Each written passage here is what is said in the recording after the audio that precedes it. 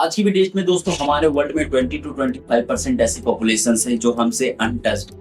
Believe करोगे आप, Asia, Africa और यूरोप जैसे एरियाज में एक बहुत बड़ा पॉपुलेशन जो पेस्ट्रोलिज्म लाइफस्टाइल अफोर्ड करके सरवाइव कर रही है।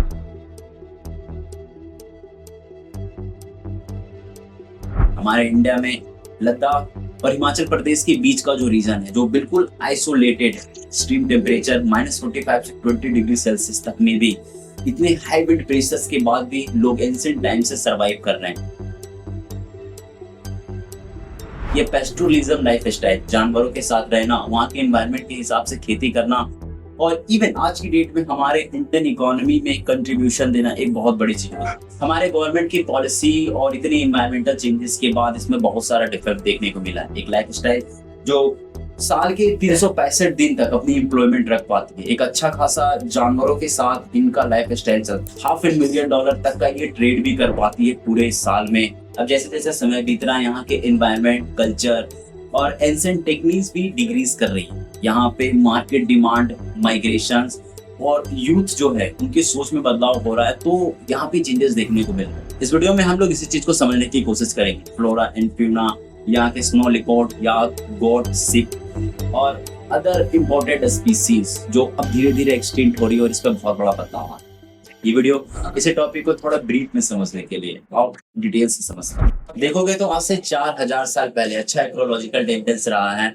इस चेंगटंग रीजन में रहने वाले लोगों को, जिसे हम लोग चेंगपा ट्राइब बोलते हैं। ये ट्रांस हिमालय वाले रीजन में सरवाइव कर रहे हैं इंडिया कॉन्टिनेंट के अंदर। हालांकि ऐसा है कि ये अपने एंशिएंट टेक्निक और कल्चर के बेसिस पे बहुत अच्छे से समझते थे कि जानवरों को किस तरीके से सरवाइव करना है, क्योंकि ये पेस्ट्रोलिज्म लाइफ ही इस जानवर और यहाँ के एग्रीकल्चर एनवायरनमेंट के साथ डिपेंडेंट है। इतने एक्सट्रीम टेम्परेचर, विंटर चाहे समर हो, यहाँ पे ये जानवरों की संख्या में कम ज्यादा करना, यहाँ के कल्चर्स को अच्छे से मेंटेन करना, फ्लोरा, फ्यूना, ये सब वेजिटेशन यहाँ पे सरवाइव कर पा रहे थे और ये लोग इस चीज को बहुत बेहतर तरीके से समझ पा रहे थे। आज भी ट्रांस हिमालय वाले रीजन में ये लोग इतने लंबे समय से सरवाइव कर पा रहे हैं। और अभी तो हम लोगों ने इस टॉपिक को अच्छे से शुरू ही करा, और डीपली थोड़ा समझते हैं एक एक करके कि आखिर ये लोग यूज क्या क्या कर रहे हैं। हालांकि इन लोगों के लाइफ स्टाइल को अगर बहुत अच्छे से समझना है तो हमें सबसे पहले क्लाइमेट को समझना होगा, जो सबसे एक्सट्रीम और फ्लेक्सिबल है।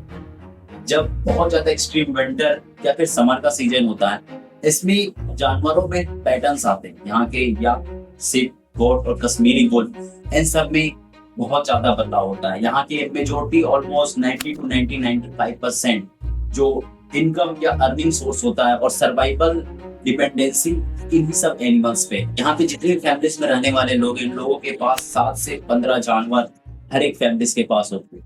जब ये मौसम बदलता है तो ये चंगाई गोट को सबसे ज्यादा अपने पास रखते हैं। ये डायरेक्टली फाइबर कंट्रीब्यूट करने में काम करते हैं और जैसे जैसे रेनफॉल का सीजन आता है उसमें इनके सर्वाइवल बहुत ज्यादा आसान रहते हैं।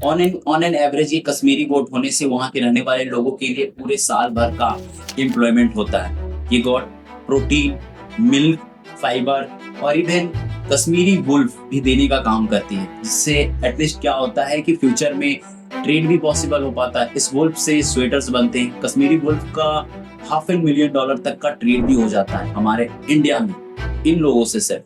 तो इतने एक्सट्रीम एनवायरनमेंट में सरवाइव करने के बाद ये जो गोट्स हैं वो एक अच्छा खासा हेल्प करती है यहाँ के पेस्ट्रोलिज्म लाइफ को सरवाइव करने में। अब जिस तरीके से हमारा एनवायरनमेंट शिफ्ट होता है, ये एक अलग चीज थी, यहाँ के एनिमल के साथ अपने डिपेंडेंसी को बना के रखना। लेकिन ये लोग जहाँ जाते हैं वहाँ के लैंड को भी अच्छे तरीके से यूज करते हैं। एग्रीकल्चर भी यहाँ के एनवायरनमेंट के साथ ही डिपेंडेंट होती है। बहुत अच्छे से मेंटेन करना भी एक बहुत चैलेंजिंग काम है, क्योंकि इतना एक्सट्रीम टेम्परेचर -45 से 20 डिग्री सेल्सियस तक, हाई सोलर विंड और इतना एक्सट्रीम प्रेशर, लो ऑक्सीजन लेवल होने से एग्रीकल्चर में भी प्रॉब्लम होती है। हालांकि ये चेंगटंग वाला ही रीजन है जिसमें ग्रेजिंग करना पॉसिबल है। जानवरों को ले जाना, वहां पे उन्हें घास चराकर और अपने इकोसिस्टम को मेंटेन करके रखना पॉसिबल हो पाता है। वहाँ के गॉट, सिप, याक और जो अदर एनिमल्स है जैसे हॉर्स और डंकीज, इन सब जानवरों के नंबर्स कम हो चुके हैं।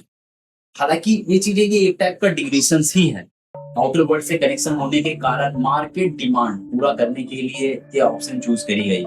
वैसे अगर आप देखोगे तो 30 से 40% नॉन लाइव स्टॉक इनकम यहीं से निकाल रहे होते हैं। 15 से 20% यहाँ के टूरिज्म और लोकल विलेजेस से भी हो पा रहा होता है। जैसे यूथ माइग्रेशन भी अभी एक बहुत बड़ा पॉइंट है जो सीधा शहरों में माइग्रेट कर रहे हैं। हालांकि ये लास्ट पॉइंट में हमारी एक चीज समझने की है, जो फाइनल गोल है वो ये है कि यहाँ के इन्वायरमेंट को बचाने के साथ साथ यहाँ पे बिजनेस और कंट्री का भी बेनिफिट होना चाहिए। यहाँ के ट्राइब में रहने वाले लोग को भी कोई खास लॉस डिफेक्ट ना देखने को मिले, ना ये इंस्टीट पोजीशंस पे चले जाए, और ना ही जो हमारा मार्केट डिमांड है, एक इकोसिस्टम जो चल रहा है हमारे इंडिया और एक आइसोलेटेड एरिया में रहने वाले लोगों के बीच में, उसके बीच में बहुत ज्यादा डिस्कनेक्शन ना हो, ना कोई कॉन्फ्लिक्ट ज्यादा से ज्यादा क्रिएट।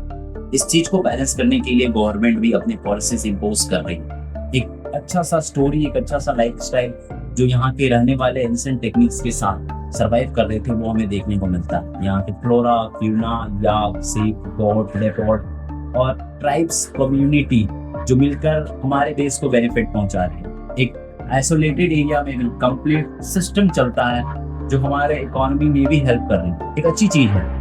लेकिन जिस तरीके से पॉलिसी गवर्नमेंट की इम्पोज कर रही है, ये बहुत ही कॉम्प्लेक्स सिस्टम क्रिएट कर रहा है जो आगे डिफाइन ही नहीं कर पा रहा है कि कैसे आउटकम निकल पाएंगे, क्योंकि सही कॉन्टेक्स्ट नहीं हो पा रहा और इस पे कोई भी पॉइंट रखना भी बहुत ही कॉम्प्लेक्स टास्क हो जाता है। जो आउटकम निकलेगा वो हम देखेंगे आने वाले टाइम पर। फिलहाल के लिए ये वीडियो हम लोग यहीं पे खत्म करेंगे। अगर वीडियो आपको अच्छा लगा हो तो बहुत बहुत धन्यवाद।